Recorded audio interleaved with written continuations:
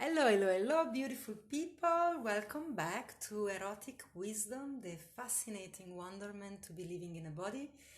I am your host, Mrslove, and with me today in the Laboratory of Love, I've got a very special guest. His name is Zander, and he's one of my youngest students, very promising.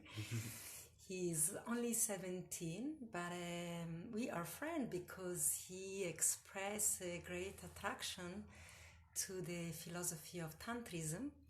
And so he's been coming to my classes and we got to connect.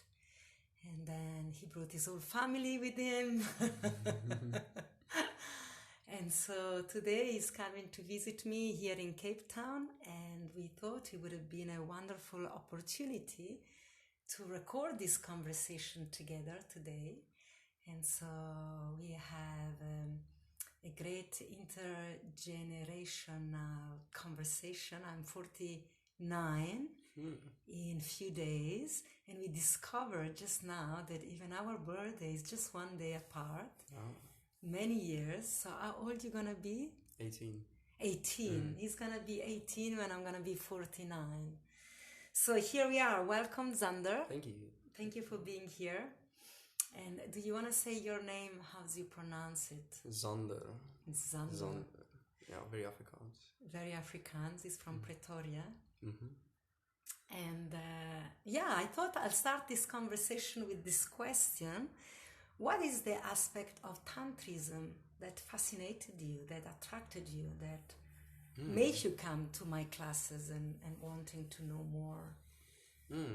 I think the first time I saw you was at Learning Clan. I think you had a Tandava dance or something there. And I just remembered how almost the essence that you kept returning to was the whole idea of self-love and one's connection with the universe and the cosmos, and that almost frame of operating into the world that really fascinated me. For all that, like, the feeling it evoked was way lighter than a lot of other ideas that I've encountered as well. So, It's a better future to grow into. Exactly. Well, something that makes you feel alive, really, and be happy to be in a body and to really celebrate that, which is not very common in ideologies and practices nowadays. It's either strengthen your body, neglect your mind, strengthen the mind, neglect the body, always some of that in between. So it was very cool. Not what you've learned at school. Yeah, definitely. Was not taught at school, that teaching, huh? I'm so glad that you luckily met it. The school that I went to was a bit more, I would say, interdisciplinary and a bit more well-rounded, luckily. So they really encouraged, doing a bit more than studying. But that was about it. Very British, uptight school still. So of course that frame of thinking carries over. So tell us a little bit about yourself. You just finished matric. Yes, indeed. Just a few months ago I finished and decided I want to go on a bit of adventure. Came down to Cape Town just to have a little break and do some rock climbing. Okay. I'm an avid rock climber. Absolutely love the sport. I started last year with a bunch of friends, and ever since we've just been rock climbing at school and go out on trips to rock climbing. So was a very exciting reason to come to Cape Town as well. Met a lot of wacky, wonderful people. Like, at the Cape Town rock climbing community is very, very vibrant as well. Okay, Open good to and know. Yeah. And do you do wild climbing? Do you go into specific area designed for rock climbing? Yes, or you just go pretty much anywhere you like? No. That's called traditional climbing, where you have all kinds of weird gear that you use to climb very high rock faces. Yeah. And then you plant your own gear in so that if you fall, you actually caught by certain gear. But I do sport climbing, which is already bolted routes into rock. So you just climb and then you clip yourself to these bolts. Okay. So it's like a trail. Yes, routes. It's literally routes. Lovely. And different routes have different difficulties and things like that. Yeah. So that's been a very big hobby of mine. And then I do martial arts as well, and then various types of martial arts. And I love the outdoors. We go hiking a lot in the Magaliesberg, like a mountain range there, Pretoria. And you've got a plan. Where are you gonna go? You were telling me earlier that in January, in a month's time, you're gonna I'm take flying off to Japan. Yeah. To Japan. Yeah, I want to go on a bit of a gap year first to figure out what I want to study and kind of dissolve into the culture, but absorb all of the language. Most of that's the biggest reason of going to get my proficiency up. Which is but you've studied Japanese already. Yes. Yeah, just self-studying at home. Yeah. So you're going to practice. Yes, that's the big thing. Funny enough, just as I started studying Japanese, I started meeting Asian friends, but none of them were Japanese. So Korean people, Vietnamese people, Chinese people even, but no Japanese people. So I had to have a little bit of discipline in sticking to my chosen subject, because all the other languages are equally fascinating. Yeah, and different. Quite different. Very different as well. Yeah, very different. Yeah, and complex. Cool. It gives me the idea they're all quite complex language. Is that true? It's not really complex. No, I think it's just people feel like that just because it's very different. Yeah. It's very different from anything Western. Everything's based off the Greek alphabet, really. Yeah. And went from there on. But Chinese and Vietnamese and all of those languages are very different from each other. And are you familiar with Zen Buddhism? A little bit, yes. I've read some of Osho's poetry, and some of the haiku collections are equally fascinating. Because Zen is the Tantra of the Far East. Exactly, yeah. Yeah. So I'm sure you can also find some enlightening philosophy there, especially, there. Yeah, especially the architecture as well, funny enough. Everything's so integrated over there, like the architecture and the poetry and the literature and the people and the languages are so intertwined. It's very cool. Yeah. And they also have the part of sacred sexuality like the Tantra does. Yeah, they do. And in fact, I mean, one thing that always fascinated me is how in the Western world we can take this drawing, is the classic Japanese erotic drawing. Oh, yeah. They probably also have a name that defines them. I'm not too sure. Probably from the henna period. Yeah. And we look at them like a work of art. They're so artistic. They are amazing because they are drawing. And then you look at the same position, maybe erotic position, but it's a photograph, and then it's porn. It's pornography, you know, in the Western world. This always fascinates me, how we decide also in our mind, because it's designed by a culture that is far away from us. We can honor them and elevate them to art. But when it's close to home, to our body, when people look like we look, then we mustn't look too much. Then it's pornography. Yeah. So interesting fact that maybe could interest you is that Japan is the world's biggest center of pornography as well, and nightlife. So it's interesting how the different cultures work, because they have something called hentai, which is almost like anime but could be considered pornography as well, which most likely is. Yeah. But then the whole cultural connotation to it's very different. I mean, you can walk into like 7-Eleven stores and just buy it off the shelves and things like that. So it's very interesting how the society is very closed off to public display of affection and eroticism. Yes. But then at the same time, it's the world's biggest hub for eroticism in general. Yeah, it's true. I was watching also a documentary where this Japanese guy were selling hug to women and they were making tons of money. Because what do they call it? Actually, skin awareness or something. They don't touch each other. And one time I was traveling with a Japanese dance teacher. She introduced me to the tantric dance art of India. Interestingly enough, she lived in India. She still lives in India. By then was for 15 years. Now must be 20, 25 years that she's there. And I was doing the artistic direction of her show in America. And so we did a show for the Japanese embassy, was sponsoring her. And after the show, we took a picture with her, the Japanese ambassador in America, and me, the artistic director of the show. And of course, I'm Italian. So I stand next to the guy and I just put my hands around him. I just hug him. You know, we're taking a group picture. Yeah. This guy slid out of me. He was on the other side of the room in an instant. I stood there with my arms still hugging space, you know. And on the other side, my Japanese friend that looked at me and said, "Don't touch. You don't touch Japanese people." Okay, sorry. So we put the hand together in prayer position. Sorry. How do you say sorry? Sumimasen. Oh no, that wasn't this word then. It's like, excuse me. Yeah. Gomennasai. That's Maybe. also sorry. And we invited him back. He literally was standing on the opposite corner of the room, but he got there in no time. It was peculiar.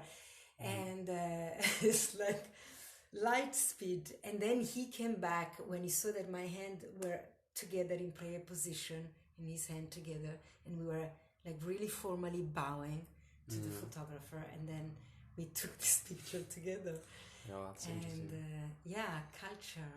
I think perhaps it has to do with in Japan has been a warring state for and violence is almost just as big a part of culture as Buddhism has been, and Zen Buddhism, which is ironic, but it has been a warring state for thousands of years, and it's known to be one of the cruelest countries that have fought in the wars as well.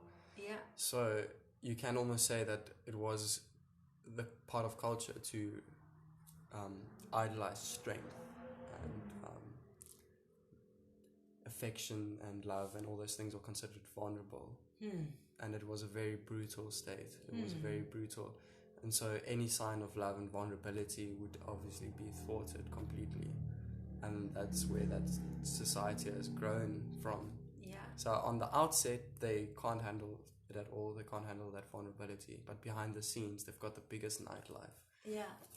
So it's always like this, you know, polarity. When there is Polarity a lot of has to one be things, the shadow is always there. It's hidden, but we know it's there. So tell me a little bit about yourself. I mean, it feels like this journey is going to be like an initiation on manhood for you. You know, here you are 18, you finish school, and you're going into the big world, and you're going away from your country as well. You're changing language. You're going far away. It's almost like exciting. It's very exciting, but a bit overwhelming as well, but mostly exciting. So it's going to be an interesting experience, because you've obviously had 12 years of the same people, same mindset, same place, and you can only grow that much in that same space. So it's going to be very exciting to see what space opens up. Is it also a little bit scared? No, funny enough, I'm not scared.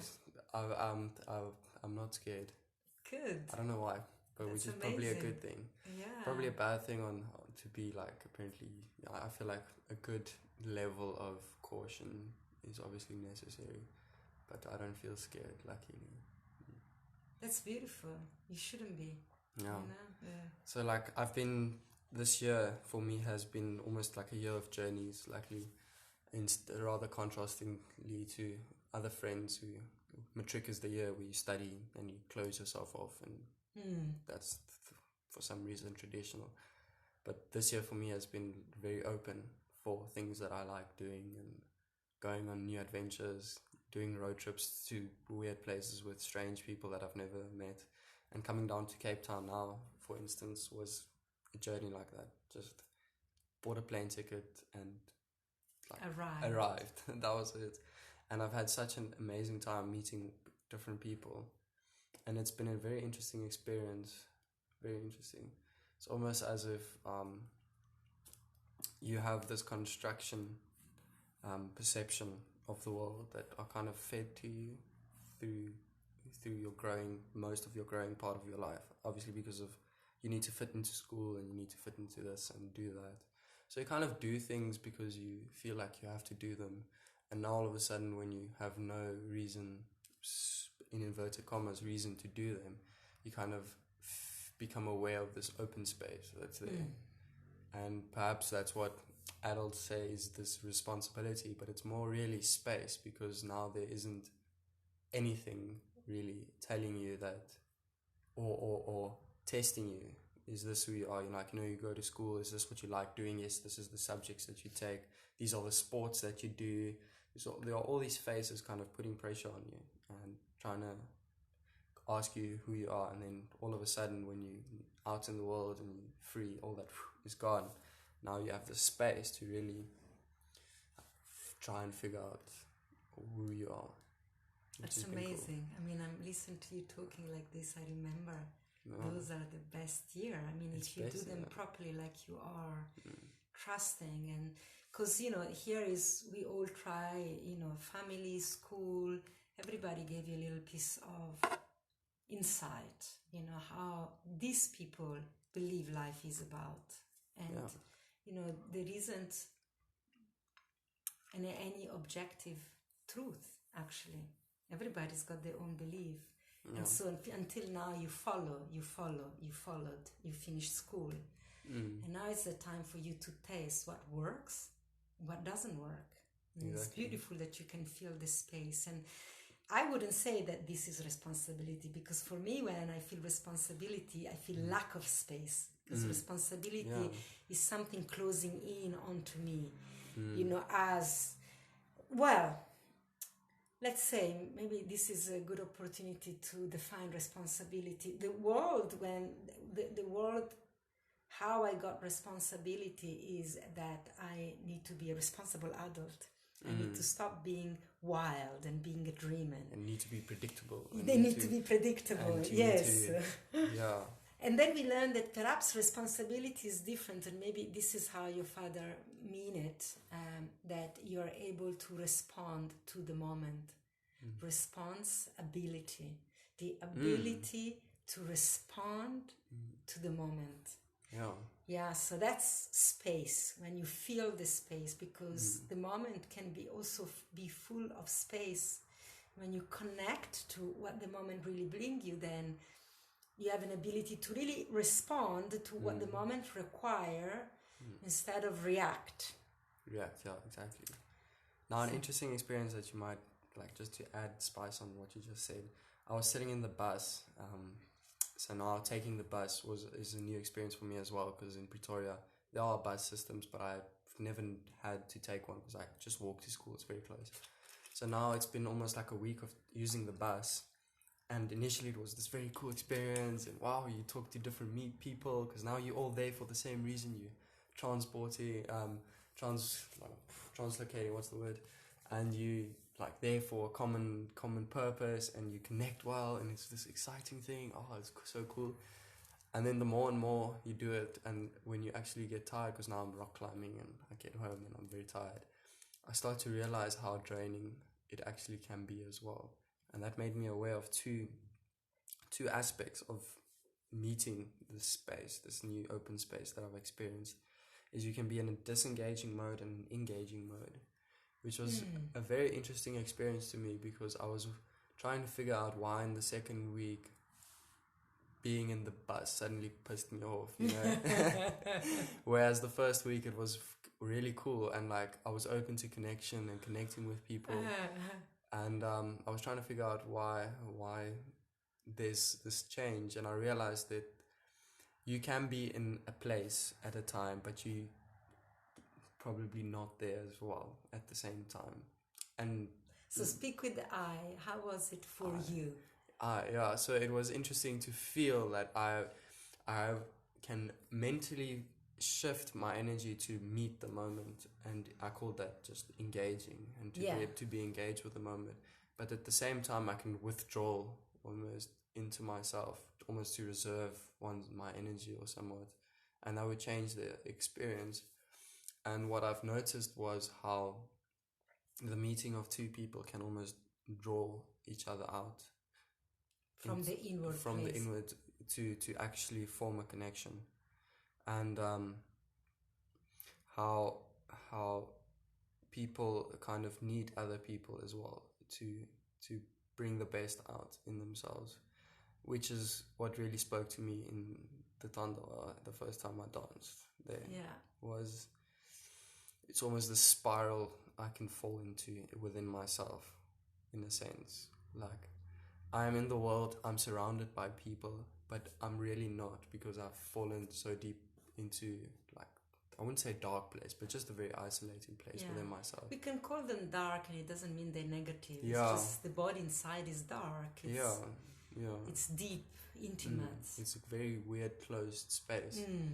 And then with the Tandava is almost just made me feel a bit aware of where that me was that fell in there, in a sense, and started to kind of feel the space. And as you start moving, you start realizing that this space isn't like this fixed, rigid thing, but this almost fluid boundary. And some days you are like squashed by it, and other days you are like floating around on the ocean, having a very beautiful swim. But that's basically what my first experience was with the Tandava. Beautiful. I think, like what I hear you saying, that I always remember this experience when I was a child. I remember falling asleep, and I remember dropping into this deep darkness, and I had this sensation of infinity and immensity. It was like it was squashing me. It was too big for my brain to understand infinity and eternity. And it was scary. I could feel this immensity. And what I discovered with the Tandava, which is the teaching of Tantrism, is that can be a friend. And that deep darkness that we fall inside, it doesn't have to be other than me, but it can dance with me. So I can dissolve within the darkness. If I fall in the darkness holding the sense of me, I become separate from this space around me, and then I'm confronting me and eternity. Oh my God, I will always lose this match. I'm nothing with eternity. I'm so small. I'm so disconnected. I don't understand. I'm foreign. And those are all feelings of anxiety and separation and anguish. But then with the Tandava, we learn that this darkness is just me, could be me if we choose to dance with, expanding out of me and dancing and pulling my edges. So this I doesn't have to be separated from eternity, but start dancing with eternity. And so my body becomes soft, and I can go with eternity, with infinity, and start to feel what it feels like to be that too. So then there is this I becoming immense, merging with the darkness, and my inside become my outside. And then we start to be part of, and then it's not so isolating. And so the depth of my inner being become also what am I surrounded of, and it's the inside becomes the outside. And there is a sense of freedom. And sometimes I think the depth of depression, when young people also get depressed and they feel disconnect from the world and not understand. We always describe it. I hear it described as this deep darkness, which is a scary place.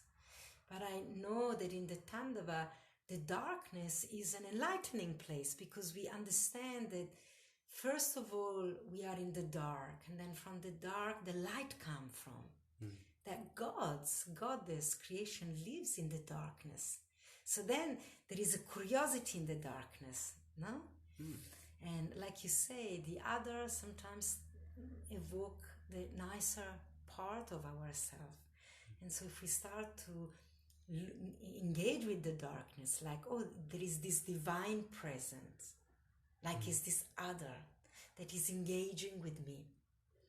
So it evokes other spaces in me, and we dance together. And then there is more of me join in the dance. I think that idea makes me think of how after this almost your awareness of the polarity within us. And I became, like, for instance, with this whole bus story, like how you say, this darkness, and almost that the point of this unification, or I wouldn't say unification, I'd say integration, in a sense, does not lead us to become better, more almost joyful people. I wouldn't say happy as well. It's because I think that's also a misconception that I hear a lot of depressed friends talk about, is the goal is to reach some kind of conclusion through some insight and integrating the bad parts and sadness and hurt parts of ourselves, and all of a sudden we're this happy, brilliant, joyful people. Always happy, forever always happy, forever happy.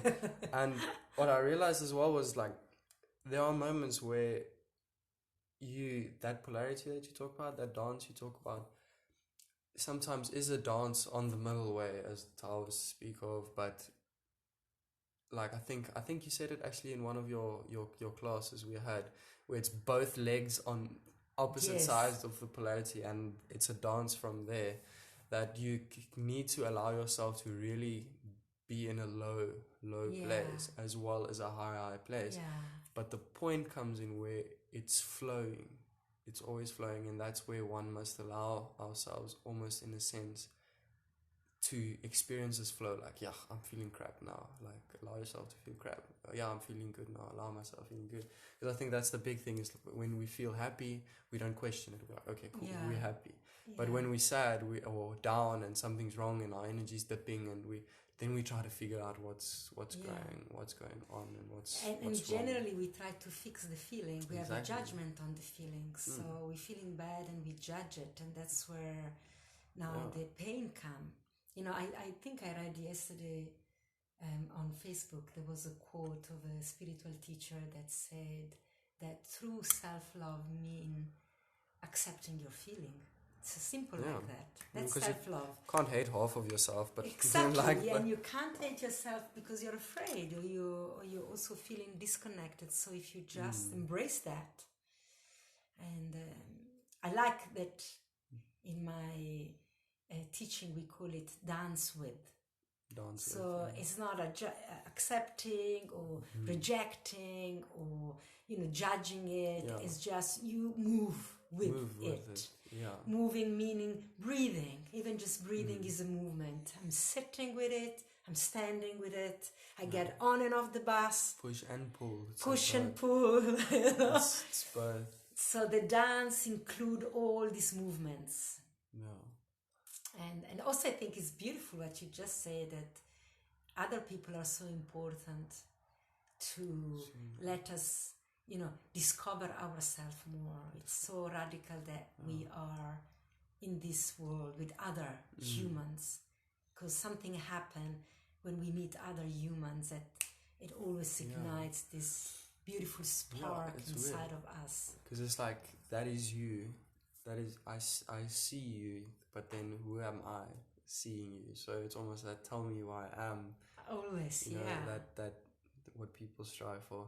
But I think to bring it back to erotic wisdom is the allowing of that flow.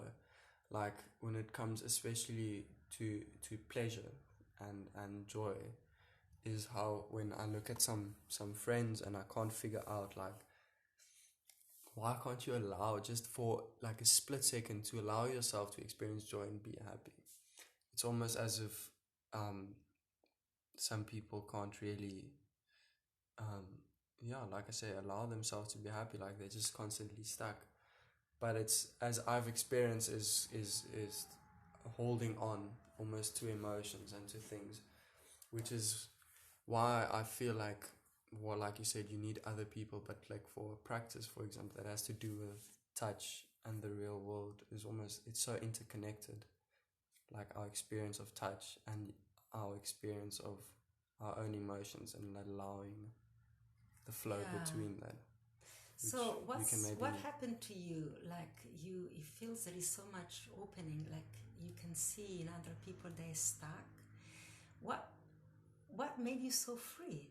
What can you pinpoint a moment or an experience in your life or an aspect of your wonderful parents, perhaps, or something in your education? I think it's almost like a very conglomeration of various different experiences, and I think that perhaps is the point, is different experiences. It's knowing that there's so much space almost beyond what you actually thought there were. So ever since I was a kid, we used to do this, it's another kind of dance modality, biodanza. Okay. Which is almost like the Tandava, which is yes, very like very the Tandava. Close. Very close. And in biodanza especially, it's almost a self-development process is what they call it, but it's really becoming aware of where I am in relation to other people. So it's almost like what I experienced with the Tandava is, maybe it's just the first part because it was an introduction class, is very almost isolating in terms of going into myself, and I feel like that is one way of going to it, and a very important part of doing it, because now I realize that you need to be aware of, like, I feel like I need to be aware of who am I, like, that is engaging with the world, like what is it that I breathe in and out to, and that awareness almost has come through biodanza and then through the tantra and being outdoors, funny enough, and engaging with different people and doing various different sports and reading a lot. And it's not really one experience that I can point it out to. There's a bit of awareness of self and other. Yeah, but I'm sure probably the dance, if you say you started when you were young, how old did you start dancing, the biodanza? Probably not that old, like probably 6-7 years of age. Yeah, but that's amazing, not many young people are exposed to spontaneous flow dancing so young. So it's allowed the nervous system to be really available for reality, for this concept you speak about. You're very well versed. I have many students that are in their late 40 that don't have this awareness you speak about. But really... Actually, now that I think of it, ever since I was small, my parents and we all have been really comfortable with touch. With touch, hugging each other, giving each other back scratches, like massages, whatever. And how now I find it very fascinating how touch is almost that element which kind of reinforces our being and other people's existences as well, which maybe you can say something about when it comes to that awareness of who am I through really experiencing my own body. Yeah, because we've done this in the Tandava, when you close your eyes, if you are naked, you won't know where your body ends and where space begins. And so when we do the Tandava, I bring example, like when your eyes are closed, if you would know where the tip of your nose, and if anybody's listening and you want to do this practice right now, go ahead, close your eyes. I hope you're not driving. Stop. And if you move your head in space and then you ask yourself, where is my nose ending and where is space beginning? It's really hard to define. And so the body this is an experience that Tandava gives you. The body does not know that it's not infinite. The body believes it's infinite, like the cosmos. The body believes it's the body of the cosmos. It's the same thing. We constantly tell the body about its own limit, or the limit that are real and the limit that we impose to the body. And so when we touch the body, we immediately tell the body, this is an edge where your skin is. And so the body becomes aware of itself. And it's an amazing self-awareness that the body begins to have. And also the skin is the biggest organ of pleasure. And so now we are associating self-awareness with pleasure. So the edges of my body is where I feel pleasure. Otherwise I will be the cosmos.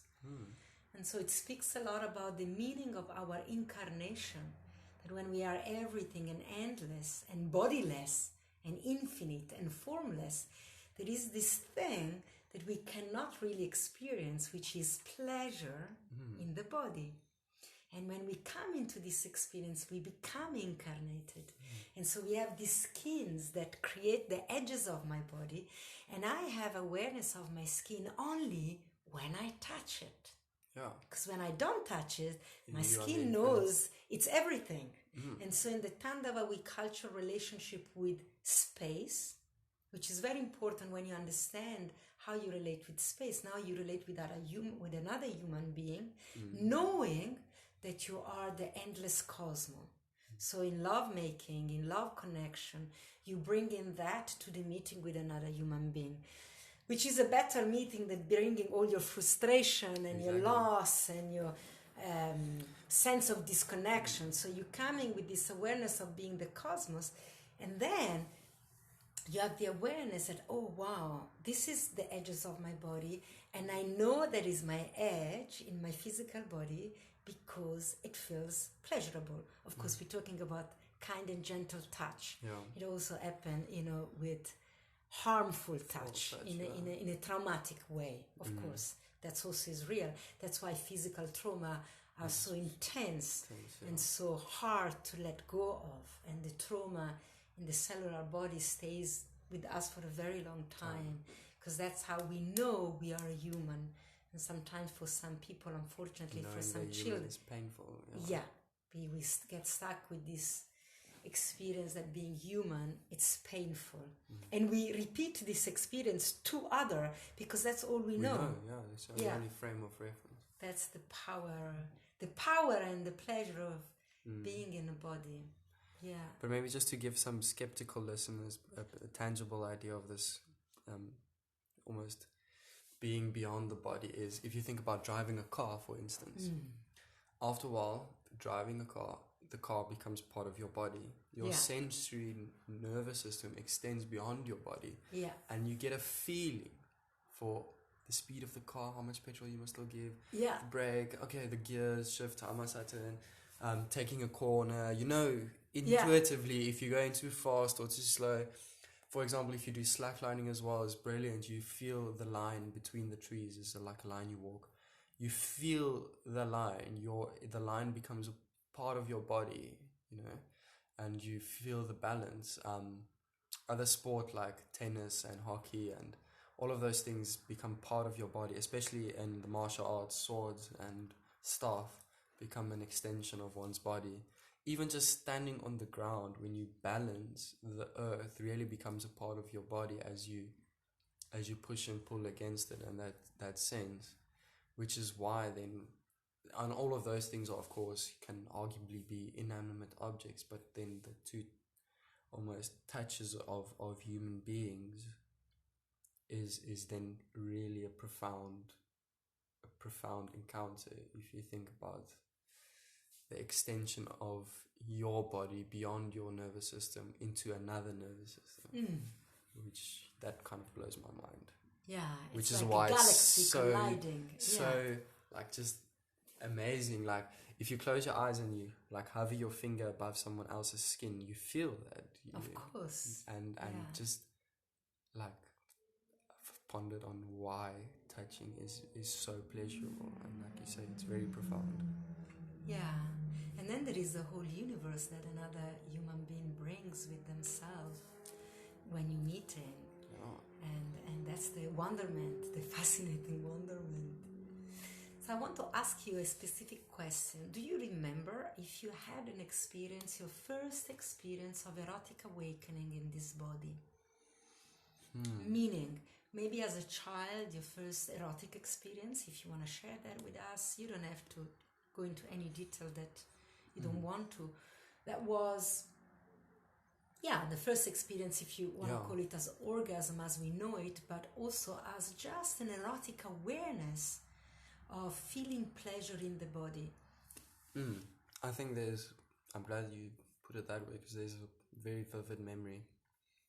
I'm not sure how old I was, but very young, probably 9, 10, where I was with a girl, and like kind of me and my family and our family friends have the same kind of comfort with each other. So we swim naked. We what do we all kolbas swim is what in Afrikaans we say it, and skinny dip and go what and run around in nature just absolutely naked. So at a young age I was comfortable with that. I wasn't I didn't grow up with the kind of idea that naked is sexual. And but then we spent a whole week, and one of the other girls, kind of my age, I think, we were together at this waterfall, and we were just obviously naked now, young children, like swimming in the pool together, like we ran away from the adults and everything like that. And I think we both kind of liked each other, and we were just sitting there like playing with each other's hair, touching each other. But I think that was a vivid memory of becoming aware first of another human being as the opposite sex, becoming aware of this difference, the sudden difference, and which was almost a very, very light or profound moment in terms of more of wonderment than, which was strangely contrasted by going to kindergarten and all the guys like, ew, yucky girls, that's like a common thing apparently, which is, I wonder why, which is very sad. But then realizing that the difference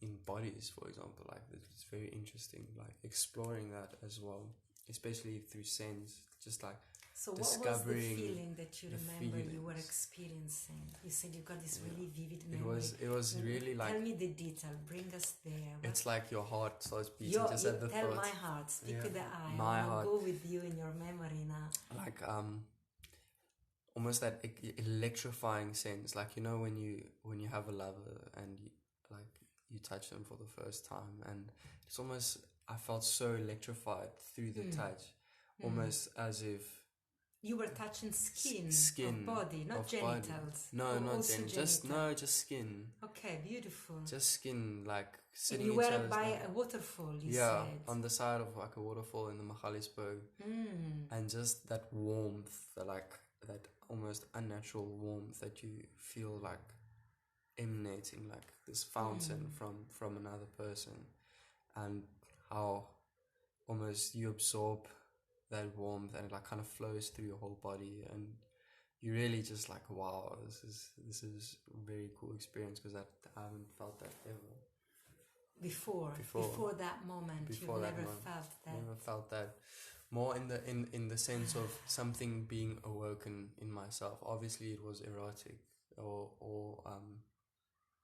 arousal. Yeah, but it wasn't of a sexual nature. It wasn't of a sexual nature, because obviously I didn't have a frame of reference for that at the time. But it was, and we didn't touch each other's genitals, no kissing, nothing like that. We just sat there and like touched each other and like laughed, and probably talking about something, and it was just almost emergence, like meetings a part of yourself in someone else that I've almost been lost for most of your life. It was very cool.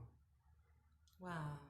And do you remember seeking more of that? Did you try to engage more with this one girl after that, or it was just an experience you absorbed and you just moved on with whatever was moving you in those days? Or you looked to spend more time with her? I'm just curious about it. I can't actually remember that. Like I think I've seen her like after that a bit, but I don't specifically remember. There was no attachment. A strong desire to. What I'm hearing, what is so beautiful, that first of all there was no romance, no sexual movement, sexual movement. Yeah. No genital stimulation, no kissing, but just the connection of that erotic awareness of being. You were meeting a body that was energetically, your polarity was a feminine body, your male body, and you speak about it almost like ignited you into being more alive, When I hear you that's really saying it. that It's more alive. electricity in the body, it's interconnectedness. When we grow up, we can call it this name. Yeah, No? it's like energy. You can energy that's moving through you from a different source that you've never experienced. Yeah. That's so beautiful, because now when we grow up, we could call this that you were doing tantric practices. And we are like 2 little 10-year-olds. Yeah, and which is natural, it's spontaneous, you know. We try to be so clever now when some people do the tantra. The tantra is the small, obvious, and natural movement that wants to spontaneously happen through our body. You know, my teacher always said that true tantric sexuality lives in the body of children, and you just described it, you know. But something I've like been very curious of, like now that I think back on that memory, is almost that natural state of, like you say, the natural flow that our body wants to express itself with, versus nowadays it's very like relationships have become so complicated in a sense of something is sexual or it's not. You know, something is intimate or it's not, or if it's intimate it ought to be sexual, and that is the connotation to it. And just almost that natural spontaneity of connecting and feeling each other has become almost, I wouldn't say embarrassing to acknowledge to some people, or not even to some people. For me myself, I find it hard in different situations to just say like, wow, you are beautiful, like I just want to like lie in your lap, or like just give you a hug or something weird, or like just feel your shoulder, or like your sometimes I find people's elbows are like just like I want to touch that, or like their necks or something weird, and almost there's that thing holding you back, because that weird inner resistance, almost that fear as well of what are they gonna do, and that's why I thought the fear of rejection as well. But it's almost not the fear of rejection as well. It's the fear of almost, it comes back to oneself. Am I like worthy to do this? Am I deserving of moments of joy? Which brings back to what I said earlier. Can I be okay with allowing myself to something that I wouldn't say what I want to have, but experiences.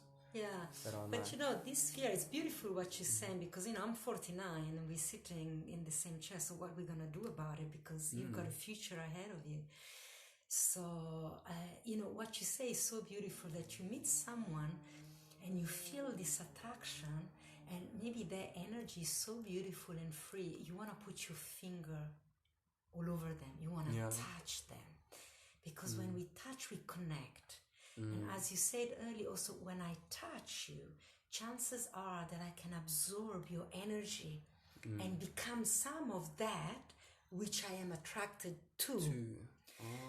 So if you're meeting this person that exudes beautiful energy, it's natural that we want to touch them, we want to get closer.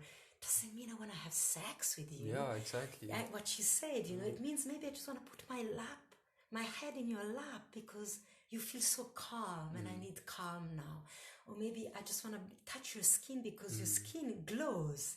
May I touch it? Glows, And we don't do this thing because we're so afraid, well, generally, to be mad. You know, when I look this inside of me, because I have the same desire that you have, and when I ask myself what stopped me from asking and doing, it's what they're gonna think about me, what they're gonna say. They're gonna say, "What the fuck? Are you crazy?" Really, I mean, that's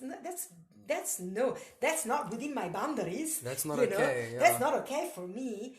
And in truth, I'm gonna tell you this, that maybe you bring this with you in the future. Every time I had the courage to ask and do, they always said yes. Exactly. Yeah. Exactly. It's all again my own fear of what they're gonna think, which goes back to my own insecurity that I am afraid to be rejected. I am afraid. It doesn't mean they're gonna reject me, but I'm so afraid that I'm not gonna even ask. And so the rejection, it's already happened. It happened, and it was. I created it now. And I think it's like goes hand in hand with the fear of losing out on that connection, which is basically. Which then you make it, you lose it already. And like, you lose yeah, it already, because if I had the courage to say, hey, your elbow looks amazing, would you mind if I just touch? yeah. Or like, I'm sorry, can I just hug you? I really feel like I want to hug you. You know, maybe some people would say no, but chances are that if you're feeling that spark of that energy, they are also feeling a connection happening. But then on the other side, what I'm becoming aware of now is also, again, patterns that have kind of been built into our, almost, I would say, emotional engine, so to speak, our patterns as well. Because I've experienced also moments where it's just something like for what we said, I want to just really touch your neck, for example, because it's really awesome. Or it might be an intimate moment. Or it might really be almost something that's really becoming very sensual, not sexual, just sensual, like just the embrace of each other, for example. But then I've become aware of within me almost that sudden discomfort, or like, okay, what now? You know, what now? And that's the big thing where I feel as young people, we don't have so much. I don't feel like I have some reference sometimes of what to do now, in a sense from, do I leave it? Because then that fear of rejection comes again. Do I keep this thing alive? Can I just let it be what it is? And almost that idea of anything that starts sensual has to lead somewhere, for example, and intimacy has to end up sexual, for example. And then, which brings back to oneself, how comfortable am I with something just being this or just being that? And then that's perhaps where erotic wisdom comes from, is telling that difference. Yeah, beautiful. I mean, what you're saying, we all experience that. It doesn't go away. You know, you're 18 and it's in the body of 30, 40, 50, 60.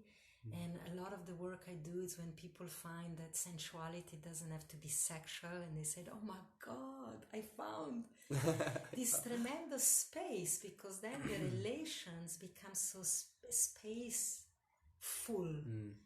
between two people. And my suggestion, it takes courage. Two type of courage. It takes courage for yourself to feel the intensity of this sensuality and hold it in your space. So you're doing martial art and whatever meditation you're doing, keep culturing space in your emotional body to contain the sensuality of being alive. So sometimes you look at a tree and it melts you from the inside. And you can go and touch the tree. That's why nature is beautiful, because never rejects you. But sometimes I also feel silly going and hugging and kissing a tree, because maybe someone looks at me. So it's the same, you know? And so can I allow the tree to seduce me inside without me having to make any movements? And we do this with the sunset. It's really hard to go and touch the sun that is setting. But you can feel it and allow the sensation to expand you. It's courageous, because we always want to do something about things we feel. And so now there is this beautiful person in front of you, and maybe the line of their neck, it makes such a beautiful contour, and maybe you would want to touch it, or even so more, you would want to kiss it. Or bite it. Yeah. But can we? Maybe it's not appropriate right now. Maybe we just meet them. Maybe it would be a little bit edgy to tell them, hey, just really want to bite your neck real quick, because maybe you're honest, but they're gonna think you want something from them. It's a little bit edgy for them. It is, yeah. So then the erotic wisdom here comes in when you measure, can I say, or maybe not yet, not today, maybe tomorrow with this person, or maybe in another moment, but in this moment, to know that you want to bite that neck, it evokes something in yourself. And if you can allow yourself to go there and close your eyes and drop inside of you, and maybe use the Tandava, that is the undulation of the body, to contain all of that. And they might gonna ask you, oh, What's happening? Why are you closing your eyes? No, I've just got a lot of feeling inside of me. I'm just feeling my feeling. Yeah. Because this is going to allow you as a man in the making to learn how to contain your sexuality that is yours before it's going to go and interact with another person. And so I really want to bite your neck. And I might get to bite it, or I might never get to bite it. But that you can still enjoy of that possibility in your body. Yeah. And you can contain that. That's your own sexuality. It's becoming the master of your own sexual movement. And when you master that, then some of that can become real movement outwardly or not. And when they do, this other person would know that you are contained, that they don't have to fulfill what you're lacking inside. And that projection that goes on. Then they have to be the one you biting, because you're never biting anything, you're never kissing anybody. And so the other person can feel that you are kissing me because you need to experience something for yourself, and I am not in the meeting. It's all about you. You need to do that thing for yourself, for your pleasure. Yeah. And so when we start culturing that, what happened, you start culturing, you know what happened for you, for your pleasure, because you've done this many times before, and now comes the moment where you're gonna do bite that neck, and then you bring yourself there full, and then there is the fact that this neck belongs to that person in specific, and then you are not using them to get to know yourself. You have met yourself already, and now you're meeting them for real. There is this person attached to that neck, so it's their neck. It's not just biting a neck. Yeah. So I fulfill a little bit of my fantasy, and of course, never all of them, because as we said, the meeting with every human being, boom, can explode you in a million places unexpectedly. And scatter you. You don't know why. You don't know. But the more you practice this is a very important practice, the more you get to know about your own sexuality. It's a very big piece, because then when you meet another person, you really are present to them. They can feel that. They're not using them to get to know your own sexuality.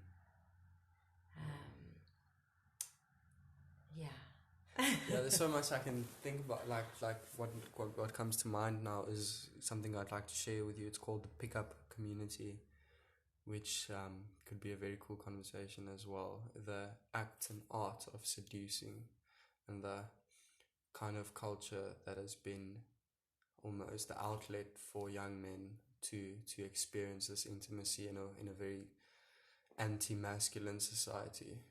So I think you're onto something, and I really want to hear about that. So the way we're going to do it, I'm just going to wrap up this episode now, and we're going to keep sitting here and carry on in the conversation, and we're going to publish it as a bonus. As a bonus. An add-on to which this. Would be interesting for any listeners to follow. Exactly. So we can wrap this up for now. And so thank you for this beautiful conversation, Zander. I'm so exhilarated just by all the energy that is moving now. So the hottest part is coming now, so please catch up with the bonus episode, and thank you everybody for listening. And you can let me know what you think, if you have any suggestions for the podcast, on eroticwisdom.org. And lots of love, and catch us up into the bonus. I want to wrap this up very quickly because I'm looking forward to the next part. Ciao.